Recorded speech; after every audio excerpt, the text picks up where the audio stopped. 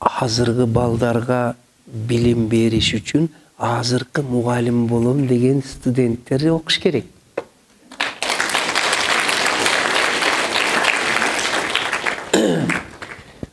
Ырысбай Абдыкадыровдун бир ыры бар эле. Ырысбай Абдыкадыровдун таасири күчтүү сезилет деген. Эгерде окутуп аткан мугалим действительно күчтүү болсо, баланы телефондон нам тартып алат, көчөдөн нам тартып алат, азгырыктан нам тартып. Ошо мугалимде маза болуп атат да. Каякта? Африкада, Кызылкада жок агай ондай. Анан эртең мен кеткенде капырагай шундай деп кетти дебедим. Кыргызстанда андай мугалим жок, ондай окуучу ам жок, окубаган. Эптеп зачет алып баа алган окуучу студент ам жок Кыргызстанда. Бардыгы шундай шакыратып 4-5 алат. Африка жалчыбай атат. Түшүнүп атасыңарбы? Түшүнгөндөй болула да.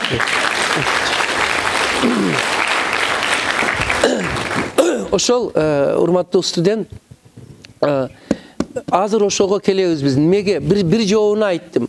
Азыркы балдар окуш үчүн мугалимдери окуш керек, да күчтүү болуш керек. Ошондо таасири күчтүү дегенде күчтүү тартып алат. Мисалыга, мына мисал айтайын. Мына Акмарал эжекейиңердин сабагын окубаган окуучу жок, почти что. Сүйүп окуйт. Көрүп атасыңар, мен ошол үчүн дагы шагирт кылып алып жүрөм. Тургунбай агайыңар университетте сабак бергенде Тургунбайдын сабагын окубаган студент жок, потому что илим төгүлүп турат.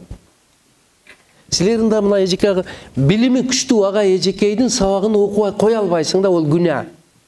Bir xil adamlardı mınday deydi de, он такой человек, его нельзя не любить deydi. Тургунбайга окшогондор шундай deydi. Он такой человек, его нельзя не любить deydi. Onu сүйбөй койсоң болбойт deydi. Шондай эле шундай мугалимдер бар, онун сабагын окубай коюш, бу противоестественно. Кегиле ошол даражага чыккыла, урматтуу студент.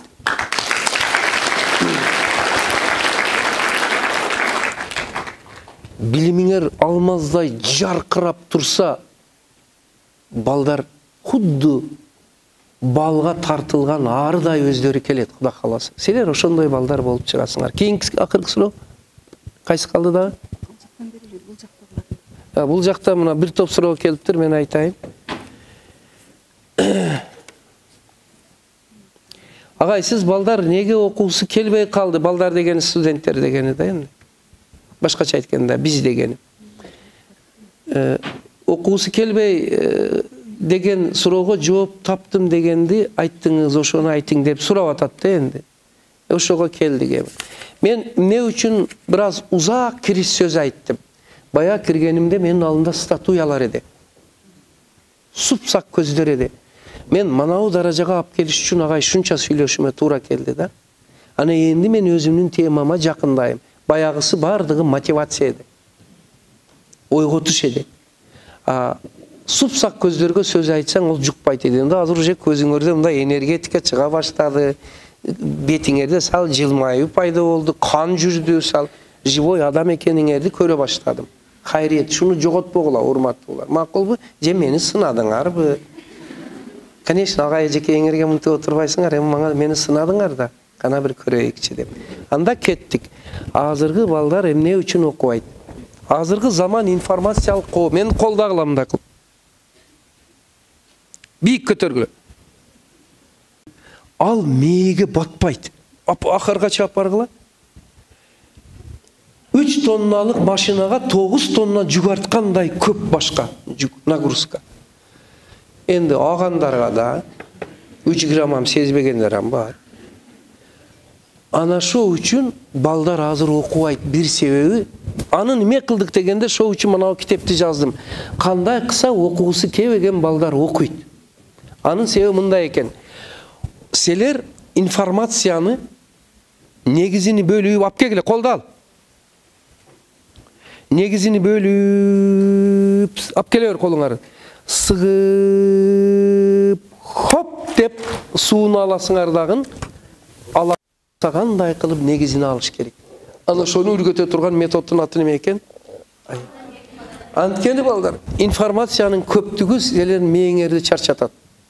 Уйкуңарды мындай китепти ачсаңар эле уктап каласыңар бейде. Берем жак көрдүңүзбү агай? Күлгөнүнү караң, бардыгы ошондой. Даже китепти көрсөңөр уктайсыңарбы, баратып эле. Бул эмеде рефлекс. Анткени жана маалымат көп. Энди жанагыны мен цифровой айтсам, бу методко салсаңар, внимание.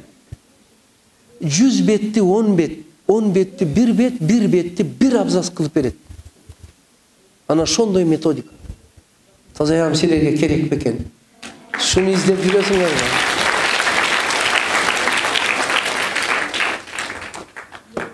Бу ажар кайткет? Буяктасың. Бу ажар катышып эме кылып тургула, жардам берип тургула. Эмне бир себеби демек неме экен? Өтө маалымат, информация көп. Коркпо. 100'дü 10, 10'du 1, 1'di жарым, 1 абзац кылып беришти, мен саңа үргөтөм деп атам. Экинчи, дагы колду көтөрөбүз.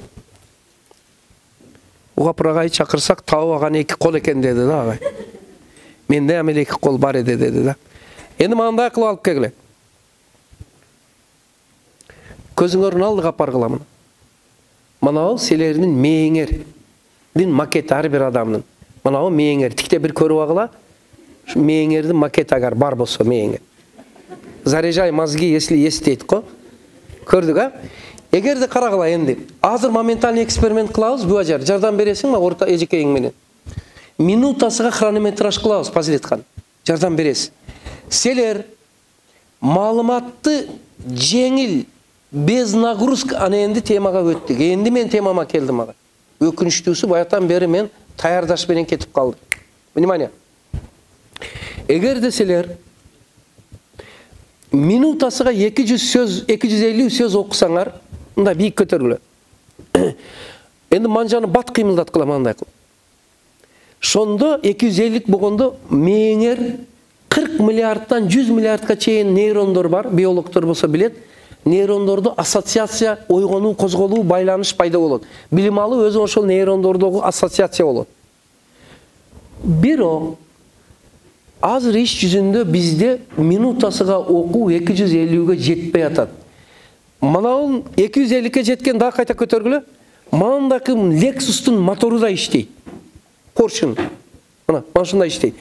Эми биздики 250ге жетпейт. Азыр момент алабыз. Эң жакшысы 150, 120, 90, 100 болот. Натыйжада кайтадан көтөрөбүз. Биздин мээбиздин иштеши лейлек менен кадамжай ноокаттын кызыл кыянын эшек арабанын гылдырегиде иштейт. Кыч, кыч, кыч восьмерка болгон баллондо иштейт. Анткени мощность жетпейт. Түшүндүңөрбү? Жактыбы?